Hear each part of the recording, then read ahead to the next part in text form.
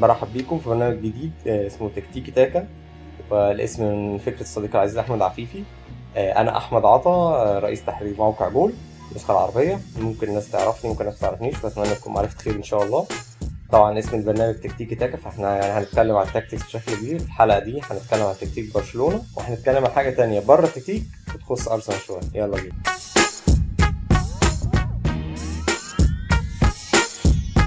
طيب انا حبيت اوضح حاجه معينه بس بخصوص تكنولوجيا خط المرمى وازاي بتتحسب يعني. مثال صرخ عليها مباراه ارسنال وتوتنهام اللي فاتت، او يعني تعتبر مباراه قديمه شويه نسبيا لكن عشان دي اول حلقه فانا حبيت اتكلم عنها، وخصوصا مع انخداع جمهور ارسنال بالكوره اللي احنا شايفينها حاجه بنفس الزاويه اللي احنا شايفينها دلوقتي.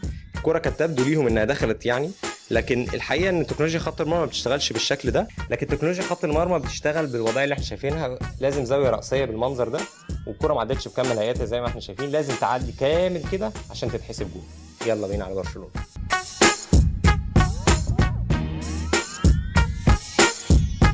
يلا نروح على القسم الرئيسي من حلقتنا ونخصص تكتيك برشلونة. طبعا الموسم السابق احنا كلنا عارفين برشلونة بيلعب ازاي، 4-3-3.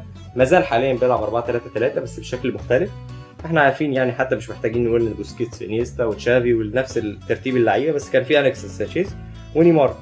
الحاله الحاليه ان ما بقاش في اليكس سانشيز، بقى في منير الحدادي، لكن منير الحدادي ما بيلعبش جناح، بقى يلعب في المكان ده.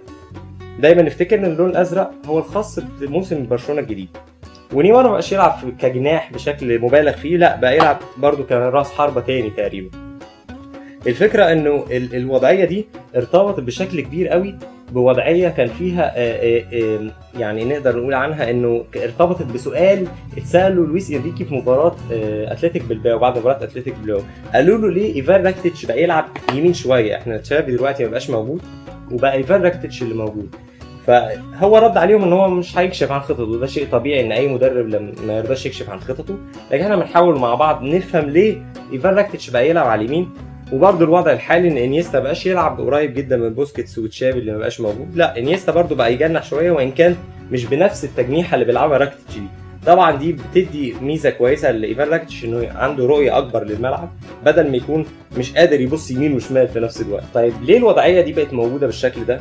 دايما اي فريق بيحب يوسع الملعب، فلما هو ضيق الملعب عن طريق ان ما بقاش في اليكس سانشيز ونيمار، بقى محتاج ان هو يوسع الملعب بلاعبين تانيين، والا هيتخنق اللعب جدا في وسط الملعب، لانه مش معقول طول الوقت هيلعب بالاطراف يقدمهم. وان كان برشلونه طبعا فريق مميز في الاطراف، لكن مش طول الوقت هيبقى الاطراف هم اللي السبب رئيسي في تفتيح اللعب بالشكل اللي بيحصل حاليا مع برشلونه.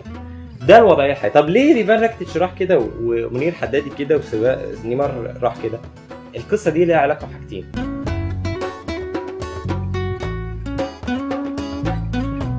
طب ايه فايده التحرك التكتيكي من لويس انريكي بالشكل ده؟ طبعا احنا خلاص ما بقاش عندنا تشافي ولا بقى عندنا انيستا بالمنظر ده، بقى عندنا الوضعيه الحاليه لبرشلونه بالشكل ده. الوضعيه دي بتسمح لريفان راكتيتش زي ما قلنا برؤيه اكبر للملعب، كمان فيها تمهيد بشكل كبير لوصول لويس سواريز. لويس سواريز ما يقدرش يلعب جناح زي ما كان لسه سانشيز بيلعب.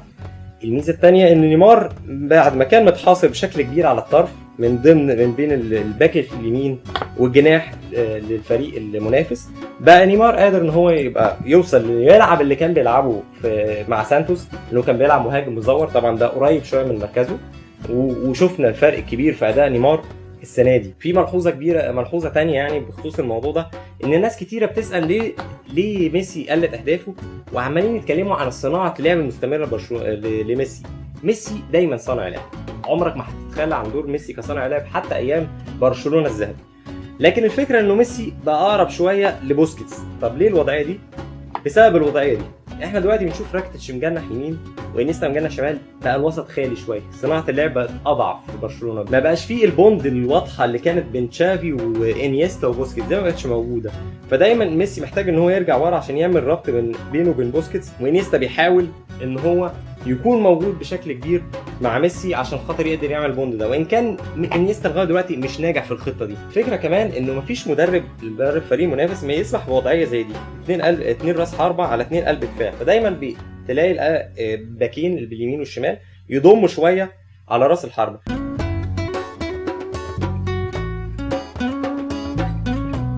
طبعا كمان احنا ما ننساش ان الوضعيه دي بتجبر دايما لاعب الارتكاز على التشتت ما بين ميسي وما بين راسين الحربه، خصوصا ان ميسي لما في مواقف 1 ل1 بيبقى ممتاز جدا، واحيانا بيلعب من ورا الارتكاز، وهو مشهور باللعب في المنطقه اللي بين قلب الدفاع ولعب الارتكاز. يا اما عند المدرب المنافس حاجه تانية، حل تاني، نفتح الملعب ده شويه بالشكل ده عشان خاطر يقابل الانطلاقات بتاعه الباكين المعروف عنها برشلونه، جوردي ألبا طبعا وداني ألفيش. طبعا ده بيدي بقى مساحات لنيمار ولويس سواريز في الحته اللي بنقدر نسميها الميد سبيسز، المنطقه دي. والميد سبيس المنطقه دي دايما مشهور بيها جدا اي الفرق، يعني مشهور بيها كثغرات، يعني ان هي بتبقى تلعب فيها كرات بينيه كتير. ممكن تلاقي لويس سواريز بيلف من هنا وبصله الكره المنظر ده. الحاجات دي بتحصل كتير يعني. وطبعا كل دي تحركات تكتيكيه من لعيبه برشلونه بتجبر المنافسين على ظهور الميد سبيس. في نقطه كمان حابب اتكلم عنها في الوضعيه دي، وهي مشكله ان صناعه اللعب. دلوقتي برشلونه بالمنظر اللي احنا بنشوفه تقريبا منير الحدادي، احنا بنتكلم عن لويس سواريز في النهايه او تواجد منير الحدادي ان لويس انريكي بيلعب مجبر بالشكل ده وضوء انتظار لويس سواريز، فمنير الحدادي تقريبا بيمارس الدور اللي هيمارسه لويس سواريز. ال 4-4-2 دايموند دي مش هي جو برشلونه ابدا، يعني برشلونه دايما اتشهر بالبوند اللي عنده دي. فاحنا هنوصل للقسم اللي جاي من الحلقه هنتكلم فيها عن المشكله دي بشكل اكبر، وايه الحل اللي ممكن نتكلم فيها يحل القصه دي.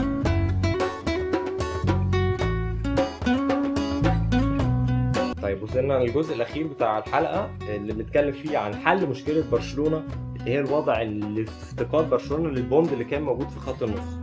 احيانا حتى بفريق برشلونه تقريبا بيلعب بالخطه دي، ولا بيكون انيستا مجنح ولا حاجه وبيرجع راكيتيتش بالمنظر ده، لكن الثلاثه دول ما بقوش زي الاول، ما بقاش الثلاثي المشهور عندنا.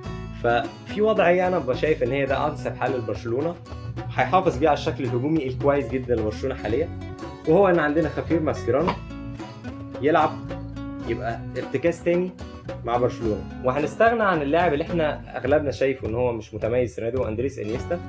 وده ليه تفسير كبير، لان اندريس انيستا تميز فعلا بالوضعيه اللي هو البوند اللي كان موجود بينه وبين تشافي بوسكيتس، وكمان ان اختراقاته ما بقتش موجوده، عامل السن وحاجات كتيره يعني توضح ان مستواه ما بقاش زي الاول.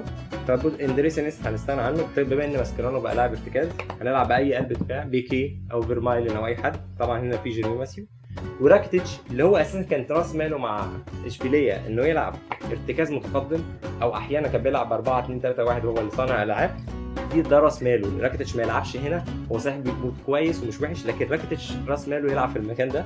وطبعا ده هيسمح لميسي بشكل اكبر انه ما يتراجعش بشكل كبير، ده يتراجع يعني اختياريا، ما بقاش مجبر زي ال 4-4-2 دايموند اللي احنا كنا بنشوفها احيانا. وطبعا هنستمر وضعيه نيمار ولويس سواريز. طبعا الاطراف هتاخد اريحيه اكبر بشكل كبير ان هي تتقدم، من غير ما نشوف بقى المسخره اللي كانت بتحصل احيانا في دفاع برشلونه على طريق الاطراف. بالذات كنا بنشوف لوكاس مورا مثلا مباراه باريس سان جيرمان، او باستوري اللي كان طول الوقت كده، او بيلعب انتيريور احيانا بيخش بالمنظر ده لان هو ما كانش عليه اي ضغط من باك، او حتى من اللي احنا بنتكلم عنه اللي هو ماسكيرانو اللي هو هيقدر يغطي في القلب على الباك الشمال، على الباك اليمين، وبوسكيتس اللي يقدر يغطي على الباك الشمال. وبدا شيء يدي اريحيه اكبر لراكيتيتش الممارس الدور اللي احنا اتكلمنا عنه. وعندنا ليونيل ميسي بنفس الوضعيه الهجوميه اللي احنا اتكلمنا عنها السنه دي اللي هي مميزه جدا، وساعتها هيبقى الطريق ممهد لقدوم لويس سواريز. ويعني اعتقد ده ممكن يعني يخلي شكل برشلونه احسن بكتير من الوضعيه الحاليه. ده اللي اقدر اقوله عن برشلونه في الوضع الحالي. اعتقد ده حل متميز. ما تنسوش تقولوا لي في الحلقه اذا كنتوا توافقوني على الوضع الحل ده، ولا عندكم حلول تانية. يعني انا منتظر ارائكم، لان هي البرنامج عمره ما هيكتمل من غيرها يعني. طبعا مش هوصيكم تشتركوا في القناه لو عجبتكم الحلقه، بحيث ان انتوا تشوفوا الحلقات الجايه. باي باي.